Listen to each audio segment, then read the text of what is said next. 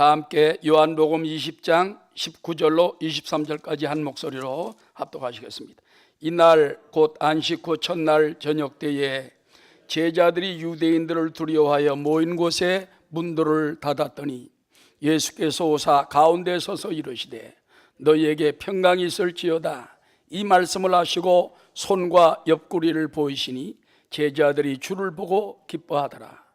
예수께서 또 이르시되 너희에게 평강이 있을지어다. 아버지께서 나를 보내신 것 같이 나도 너희를 보내노라.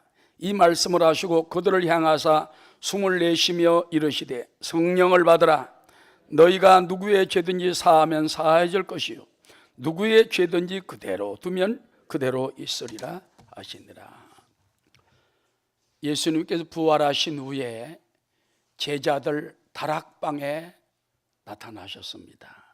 오늘 여기 성경에 보니까는 이날 곧 안식 후 첫날 저녁 때, 정확히 말하면 부활주일날 저녁 때입니다.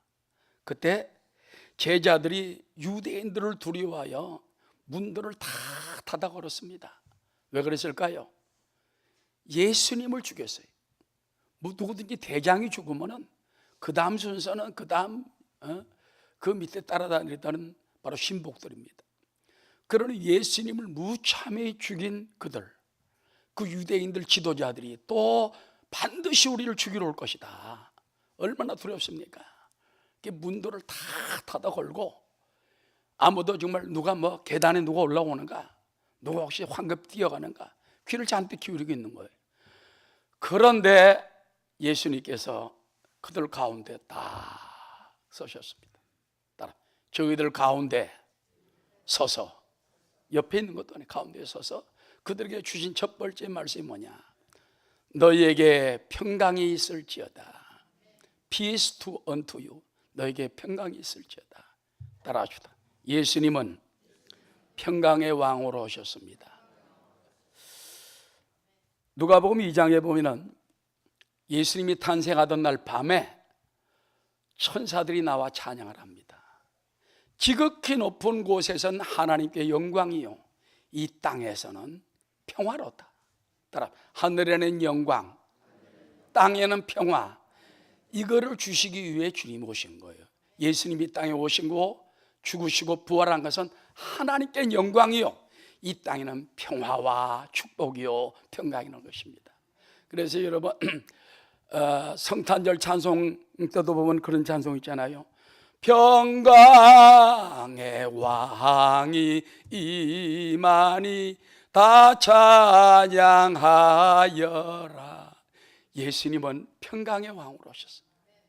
그 평강의 왕은 전체적으로 온 게 아니에요. 우리 각 사람 마음속에 평강으로 임하게 되는 것입니다. 예수님께서는 제자들이 계신 곳에 가운데 딱 섰다고 그랬습니다. 여러분, 평강은 우리가 마음 중심으로 받아야 돼요. 사도 바울은 그의 바울 서신 중에 쫙 뽑은 첫 번째 인사가 뭡니까? 하나님 아버지와 주 예수 그리스도로부터 너희에게 은혜와 평강이 있을지어다. 항상 이 인사를 먼저, 은혜와 평강이 너에게 있을지어다. 은혜와 평강이 너에게 있을지어다. 그 은혜와 평강이 누구로부터 오느냐? 하나님 아버지로부터, 또 예수 그리스도로부터. 그래서 평안이 우리 마음 중심에 딱 들어오면 돼요. 예수님이 제자들 두려워해 있는 곳에 가운데 딱 섰다고 그랬어요. 가운데 중심에 딱 서가지고 그들에게 너희에게 평안이 있을지어다. 그 말은요, 너에게 평안이 임할지어다. 그 말이에요. 할렐루야. 오늘도 우리 예수 믿는 사람들은 항상 주님이 내 중심에 계시다는 걸 알고 주인으로 모시고 중심에 모시고 주님을 가슴에 모시면은 여기에 바로 평강이 임하게 되는 것입니다. 할렐루야. 그래서 우리는 늘 중심에 주님을 모시고 믿습니다. 무슨 일이 다가와도 그래도 할렐루야. 무슨 일을 만나든지 만사형통하리라. 주님을 믿고 하나님 아버지를 믿고 성령의 능력을 믿고 마음의 평강과 은혜 주시는 그 주님을 붙들고 나아가는 여러분 되시기를 바랍니다. 그 다음에 예수님께서는 평강이 있을지어다 하고 난 다음에 갑자기 두 손과 옆구리를 딱 보이셨어요. 손과 옆구리를 보시면서 자, 너희들이 봐라. 성경에 보니까 제자들이 보고 크게 기뻐하더라. 여러분, 예수님이 이렇게 손을 보이신 것은요, 십자가에 너희를 위해 못 박힌 손, 너희를 위해 못 박힌 손이 있다. 너희 죄를 위해 못 박힌 것이다. 그리고 내가 다 이룬 것이다. 여러분, 예수님의 옆구리에 여기 창이 찔렀지 않습니까? 예수님이 죽으셨을 때 십자가에 못 박혀 돌아가셨어요, 사실은. 아버지여 내 영혼을 부탁하나이다 하고서는 곧 숨이 넘어갔어요. 그때 지성소에 있는 휘장이 위로부터 아래까지 쫙 찢었습니다. 그래서 사람들이 이제 다 돌아가셨구나, 죽었구나. 로마 군병 하나가 예수님 옆구리를 창으로 푹 찔렀습니다. 그때 물과 피가 쏟아졌습니다. 물은 그 약자들이 말하기를 찔리면 피가 나와야 되는데 왜 물이 나왔느냐. 심장이 터졌을 때 심장은 물이라는 거예요. 심장이 터졌기 때문에 심장에 물과 피가 나왔다. 예수님 벌써 죽었다는 증거라는 겁니다. 할렐루야. 여러분, 예수님 옆구리에 찔렸지만은요, 이 찔린 자국이 평생 우리에게 표식이 되고 은혜가 되고 부원이 되는 거예요. 내가 너를 위하여 양손 양발에 못을 박혔고 내가 너희를 위하여 옆구리에 찔렸지 않느냐. 우리 예수 믿는 성도들은 이제 하나님 앞에 다 모두 가야 됩니다. 갈 때 나도 주님을 위해서 무슨 고난을 당했는가, 무슨 고통을 보여줘야 돼. 예수님이 제자들에게 옆구리 찔린 것을 보여줌으로 제자들이 너무 반가워하고 너무 감사하고 이분이 우리 주님이구나, 나를 위해 찔리신 그분이 맞아 했던 것처럼 나중에 우리도 이 땅에서 평안히만 살다 가면 안 돼요. 따라 주님을 위하여 고난의 십자가를 집시다. 때로는 주님 때문에 고통도 하고 주님 때문에 입원도 하고 주님 때문에 감방도 들어가고 주님 때문에 때로는 무릎도 까이기도 하고.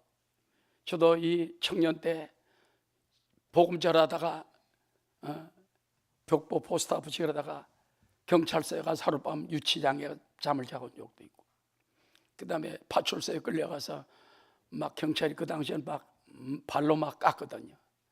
조인트 깐다고 그러죠. 그런 거 받은 적도 있고, 고통당한 적도 있고 많습니다. 그러나 죽음의 유혹 가운데 있었어도 지금 생각하는 그것들이 다 주님을 위해서, 예수님이 옆구리 찔린 것처럼 주님을 위해 나에게도 그런 고통당한 흔적이 있었다는 게 얼마나 감사합니까? 할렐루야. 주님을 위하여 고통당하고 흔적이 있는 거 감사하는 여러분 되시기를 주의 이름으로 축원합니다. 그래서 예수님이 그 손은 뭡니까? 수많은 기적을 베푼 손이요, 신유의 손이요, 그 손으로 오병이어의 기적을 나타내신 손인 것입니다. 그런데 그 손이 찔렸어요. 바로 너를 위해서 찔렸다.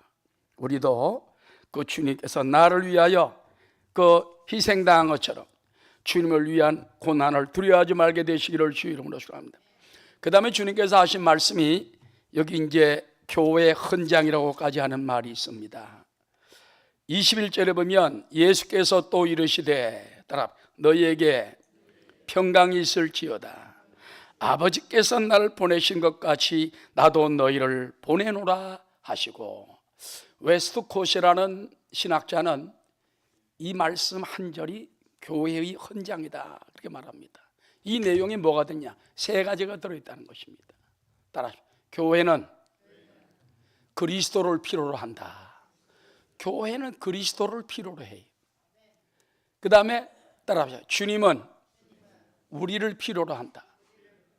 교회는요, 성도들의 모인 곳이 교회입니다. 그래서 에클레시아라고 해가지고 세상으로부터 불러냄을 입은 사람들이 교회. 스페인어로는 이글레시아라고 해요. 교회를 에클레시아, 이건 교회입니다.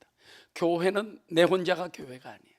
주님이 나도 불러내고 너도 불러내고 세상 속에서 불러내가지고 거룩하게 하고 죄사함 주고 하나님 자녀 삼은 우리가 교회입니다. 할렐루야. 옆에 있는 분들이 다 우리가 교회예요. 너희 두세 사람이 내 이름 모인 곳에 나도 너희 가운데 함께 있나니라. 그래서 교회는 그리스도가 없으면 안 돼요. 그리스도가 임해야 돼. 그 다음에 그리스도도 교회가 필요한 겁니다. 교회를 통해 역사하십니다. 그런데 예수님은 아버지께서 보내셨다. 결국은 하나님 아버지께서 예수님을 보내시고 예수님께서 우리 성도들에게 우리 성도들을 보내주시는 것입니다. 이와 같이 우리는 하나님 아버지 예수님을 보내고 예수님이 우리를 세상에 보내는 것처럼 우리 세상에 나가서 복음을 전하는 여러분 되시기를 주의 이름으로 축원합니다. 그래서 이 말씀을 하시면서 주시는 특별한 말씀이 있습니다. 그들을 향하사 숨을 내쉬며 이르시되 따라 성령을 받아라.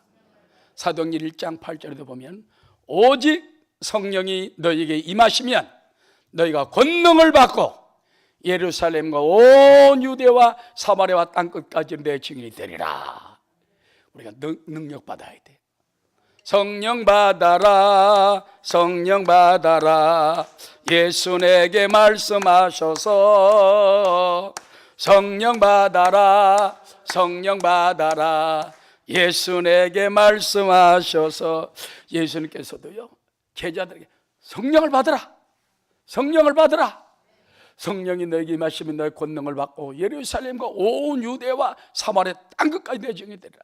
여러분, 예수님 제자들 겁이 나서 벌벌 떨었지만은 열흘 동안 예수님의 말씀대로 예루살렘을 떠나지 않고 마가 요한 다락방에 모여 열흘 동안 간절히 기도할 때 열흘 만에 하늘문이 열리고 하나님의 성령께서 바람으로 가득 차게 임하면서 불같은 성령이 각 사람 머리 위에 임하였더니 따라 저희가 다 성령의 충만함을 받고 전부 다 성령 충만.